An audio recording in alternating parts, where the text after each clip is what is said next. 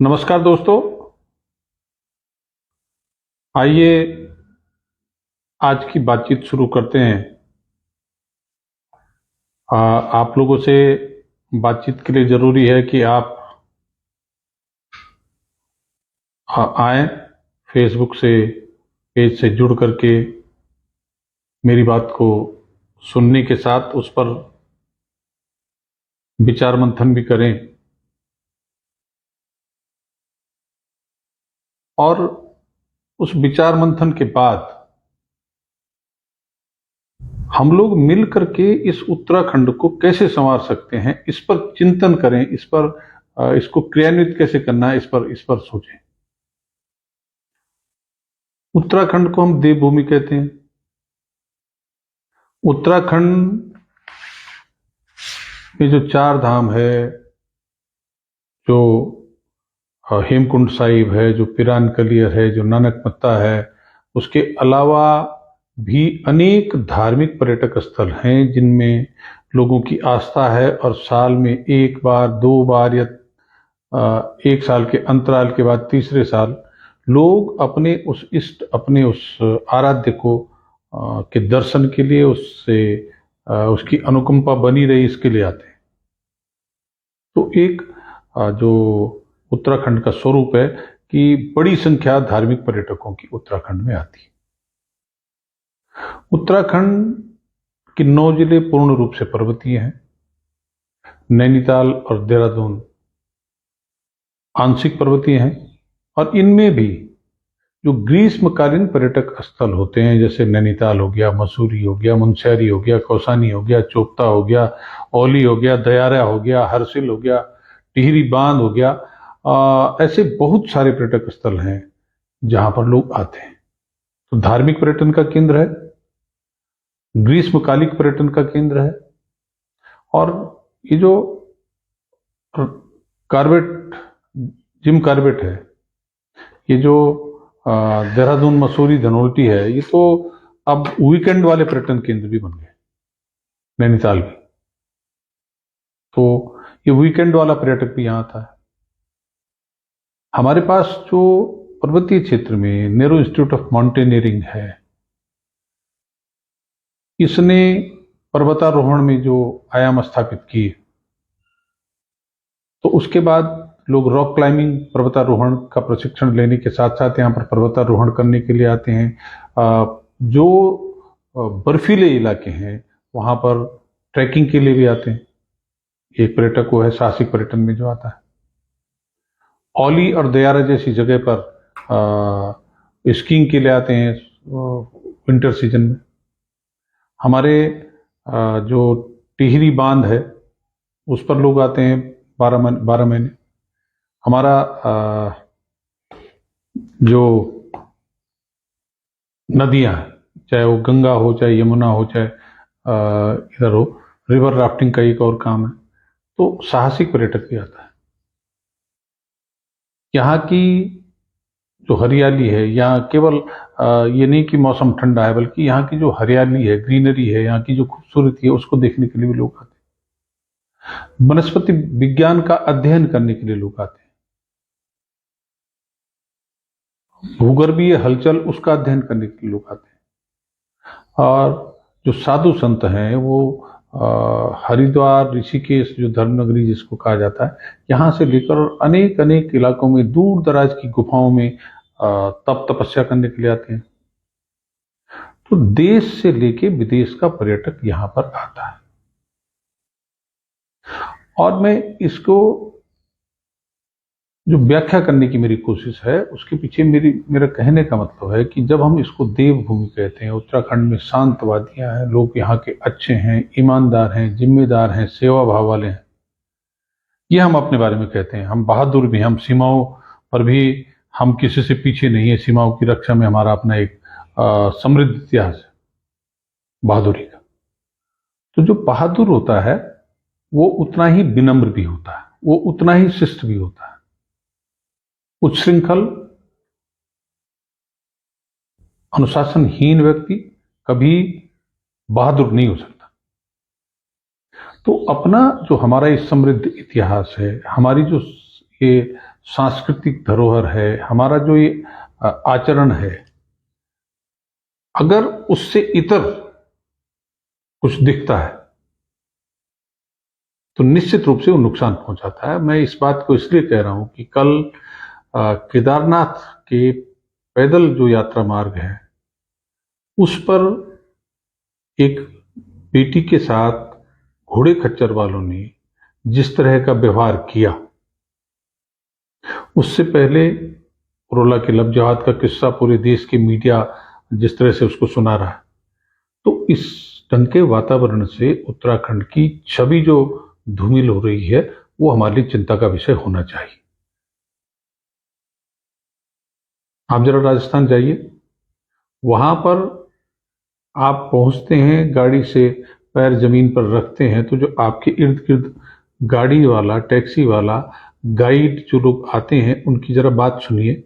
वो कितना शालीनता से, कितनी शिष्टता से, कितने नपे तुले शब्दों में और आदर और सम्मान सूचक शब्दों में बात करके आपके साथ जब अपनी बातचीत की शुरुआत करते हैं तो आपके मन में जो स्फूर्ति जागती है, आपके मन में जो एक अच्छा भाव जागता है, आपके मन में जो वहां के प्रति एक विश्वास पैदा होता है, तो फिर आप एक दिन का घूमने का कार्यक्रम जो है उसको 3 दिन में बदलते हैं।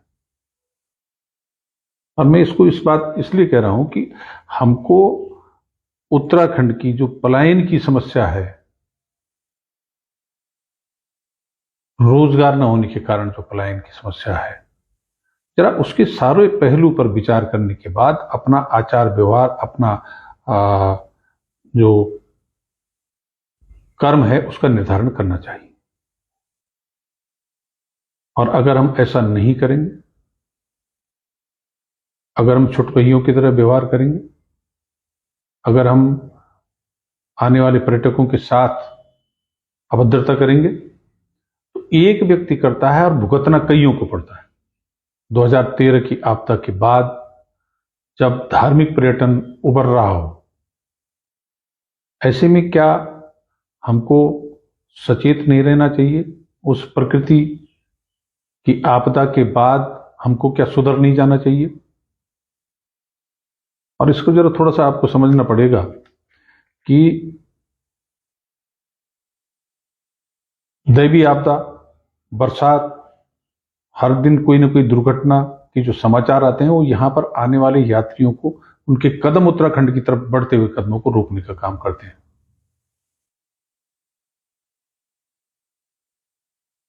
इसलिए यहां पर वातावरण अगर अच्छा होगा, लोगों के साथ हमारा व्यवहार अच्छा होगा, हम उनके साथ शिष्टता से पेश आएंगे, तो लोग उस व्यवहार की वजह से जो प्राकृतिक आपदा की परेशानी है, जो यहाँ पर पर्वतीय क्षेत्र में सफर में होने वाली अनेकानेक दिक्कतें हैं, उन दिक्कतों से उनका दिमाग हट जाएगा और वो आपके अच्छे व्यवहार की वजह से उत्तराखंड आने के लिए एक बार नहीं अनेक बार सोचेंगे।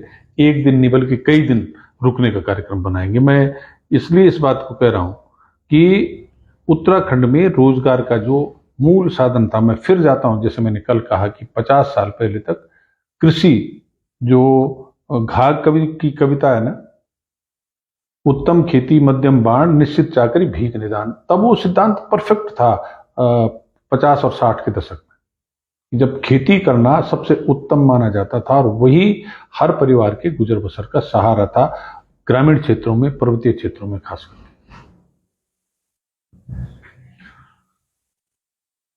जब परिवार बड़ा होता था, उसकी आवश्यकता बढ़ती थी, तो परिवार के कुछ सदस्यों को घर से बाहर रोजगार की तलाश में भेजा जाता था। सरकारी नौकरियों का सहारा उस समय ना के बराबर था। उस समय सोचते नहीं थे सरकारी नौकरी कोई लग गया, तो उस समय इस ढंग के इंटरव्यू, ये यूके SSC की परीक्षा, ये नकल, ये अलग अलग किस्म की जो ब्लूटूथ की नकल, अलग अलग किस्म की जो तरीके आ रहे हैं, ये सब नहीं था उस समय। तो किसी लीडरशिप में किसी आदमी ने कह दिया कि इसको, भाई मेरे बेटे को नौकरी लगा दे, गुंजाइश हुई तो बोल दिया इसको नौकरी लगा दो, नौकरी लग जाता था।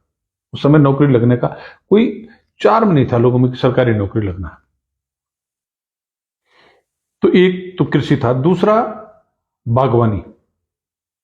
कृषि की तरफ से हम धीरे धीरे अलग अलग कारणों से विमुख हो रहे हैं। मैं दोष नहीं दे रहा, जंगली जानवरों से लेकर के सिंचाई के साधन न होने के कारण, आपकी मेहनत का, अगर बरसात सही नहीं हुई तो फसल ढंग से नहीं होती, सारी मेहनत बेकार चली जाती। ऐसे अनेक कारण है, लोग किस खेती बाड़ी से दूरी बना रहे हैं। बागवानी में कुछ लोगों ने अच्छा किया, अच्छा करके दिखाया, लेकिन धीरे धीरे वो भी शिथिल होते जा रहे थे। लेकिन हमारे कुछ पढ़े लिखे नौजवानों ने प्रदेश के अलग अलग जिलों में अपनी बड़ी नौकरियां छोड़ करके वहां से वापस आकर के, और जिस तरह से बागवानी के क्षेत्र में काम करने की कोशिश की, तो उन्होंने इस बागवानी के काम के प्रति लोगों का भरोसा फिर से उभरने लगा है। एक दूसरा सेक्टर यह है जिसपे अगर अच्छा काम करेंगे तो गुंजाइश है। हमारा तीसरा है लघु कुटीर उद्योग, जिसकी संभावनाएं पर्वतीय क्षेत्र में ना के बराबर है, लेकिन फिर भी कुछ लोग साहसी हैं, कुछ लोग मेहनती हैं, वो करते हैं, लेकिन बहुत कम। मजदूरी, मनरेगा की मजदूरी के अलावा जो दूसरी किस्म के काम है जो कि हमारे लोग करने से कतराते हैं, वो बाहर जाकर के नौकरी करना ज्यादा पसंद करते हैं। यहां पर मजदूरी से मेरा मतलब है कि मिशन जो आज की तारीख में प्रतिदिन 1,000 रुपए की मजदूरी लेता है, 30,000 रुपए महीने कमाता ही कमाता है, ये मिनिमम है। कारपेंटर 40,000 रुपए महीने से कम नहीं कमाता। Welder, fitter, electrician, plumber, painter, ये सब जो मैं गिन रहा हूं, इस टाइप के जो टेक्निकल काम सीखते हैं और फिर उसको करते हैं, तो ये 30 से 40-50,000 रुपए महीना की कमाई वाले काम है, जो अपने घर पर अगर आदमी सीखे तो उसको कर सकता है। इसको भी हम नहीं करते। मैंने कल भी जिक्र किया था। सरकारी नौकरी में 1-2% लोग, इससे ज्यादा गुंजाइश ही नहीं है। प्राइवेट नौकरी में बहुत ज्यादा होंगे, 10%, राज्य के अंदर, राज्य के बाहर, उससे ज्यादा गुंजाइश नहीं है। अब आ गया व्यापार। ग्रामीण कस्बों में, गांव में, नगर में, शहर में दुकान, कितनी दुकानें खोल लो, ग्राहक तो वही रहे। उसमें भी एक लिमिटेड स्कोप है कि उसके बाद, और ये जो व्यापारी है, ये व्यापारी इन ऊपर वाले 2-3 वर्ग के अलावा जो बाहर से पर्यटक आता है उस पर भी निर्भर है, उस पर निर्भर करता है। इसमें हमारी क्रय क्षमता कितनी है व्यापार में। ग्रामीण क्षेत्र का अगर बाहर के लोग आना बंद कर दें और हम अपने आप में अपने लोगों के लिए, जो यहाँ के अस्थायी और मूल निवासी हैं, जिनकी हम बात करते हैं कि हम हैं, धौंस पट्टी की तरह बात करते हैं, तो हमारी क्रय क्षमता कितनी है। हमारी क्रय क्षमता यह है कि हम मोदी जी के 5 किलो के राशन पे अपना गुजारा करना चाहते हैं। हम कर्मशील भी नहीं है, तो हमारी जरूरतें भी कम है, तो फिर व्यापार भी कमजोर होगा। व्यापारी का व्यापार किस पर टिका हुआ है? जो साल भर पर्यटक आता है अलग अलग वजह से, जो मैंने गिनवाई, उस पर्यटक पर बड़े तबके का रोजगार, रोजी रोटी टिकी हुई है। और जो पुरोला में लव जिहाद का किस्सा मैंने कल बताया, आज फिर बता रहा हूं कि फेरी वाले, नाई, धोबी, टेलर, मोची, मसाज पार्लर, ये जो सब काम है, मैकेनिक, इन कामों में भी को करने से भी हम परहेज करते हैं। तो ये सब जो हो रहा है, रोजगार के साधनों की तरफ जुड़ाव बनाने के बजाय, रोजगार जिनकी वजह से मिल सकता है, जिनकी वजह से रोजी रोटी चल सकती है, उनके साथ अभद्र व्यवहार करने का जो संदेश अब सोशल मीडिया के माध्यम से 1 सेकंड में, मतलब घटना शुरू हुई तो जितना देर मोबाइल के कैमरे को ऑन करने में लगेगा सोशल मीडिया के, उतनी देर बाद चीजें बाहर निकलनी शुरू हो जाती है और पूरे देश तक खबरें जाती हैं। तो हम उत्तराखंड की छवि को कुछ लोगों के कारण जो धूमिल करने में, और उसमें फिर सोशल मीडिया पर आती, तो हाँ ठीक किया इसने। कल जब मैं केदारनाथ में उस बेटी के ऊपर घोड़े खच्चर वाले लठ चलाए, जिस तरह से उनके साथी पर लठ चलाए, की होगी उन्होंने, हो सकता है कोई गलती की हो, तो उसके लिए वहां पर प्रशासनिक जो व्यवस्था है, पुलिस की जो व्यवस्था है, जो अधिकारी हैं वहां पर, जो पर्यटन का काम देख रहे हैं, उनसे शिकायत हो सकती है ना, इस पर्यटक ने फला गलती की। तो एक तो इसको सुधार करने की जरूरत है। अगर देवभूमि में हम रोजगार के अवसर बढ़ाना चाहते हैं, पलायन को रोकना चाहते हैं। और उसके साथ साथ जो हमारे धार्मिक स्थल हैं, मैं वहाँ पर जो ब्राह्मण देवता जो पंडा समाज पूजा करते हैं, वहाँ पर उनकी तरफ से भी ये संदेश पूरे देश के श्रद्धालुओं को जाना चाहिए कि यहाँ पर आइए, आपका स्वागत भी होगा, आपका सम्मान भी होगा, आपको हम पूजा भी ठीक ढंग से कराएंगे और आपकी जेब पर कहीं ऐसा नहीं करेंगे कि जिससे आपके मन में कहीं कहीं 1% ऐसा भाव आए कि आपके साथ हमने गलत कर दिया। ये संदेश देना मैं ब्राह्मण देवता आप सबको निवेदन कर रहा हूं। भाई, मुर्गी का पेट फाड़ के अंडे निकालने ही रोज एक अंडा चाहिए। ज्यादा लोग आए, दर्शन के लिए रात भी खोलिए वैष्णो देवी की तर्ज पर, और ज्यादा लोग आए वो अपनी इच्छा से जो दे दे उसको स्वीकार करिए। तो बाबा भोलेनाथ, भगवान बद्री विशाल, मां गंगा, मां यमुना, ये सब आपका भंडार भरेंगे। आपकी भावना अच्छी होनी चाहिए। और जो वहां पर लोग हैं जो यात्रा व्यवस्था में अलग अलग काम कर रहे हैं, चाहे वो हेलीकॉप्टर वाले हैं, चाहे वो गाड़ी वाले हैं, चाहे घोड़े खच्चर वाले हैं, चाहे वो व्यापारी हैं, आप सब भी ये मत सोचिए कि इस साल यात्रा होनी और अगले साल नहीं होनी। ये कभी न खत्म होने वाला काम है और धीरे धीरे ये 12 मासी होगा। इतना विश्वास रखिए, आपका रोजगार 12 मास का होगा।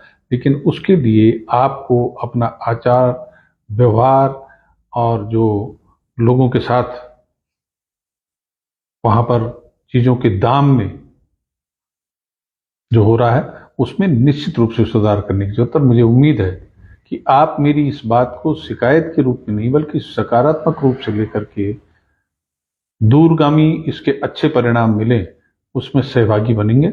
आप सबका धन्यवाद। जय हिंद, जय उत्तराखंड।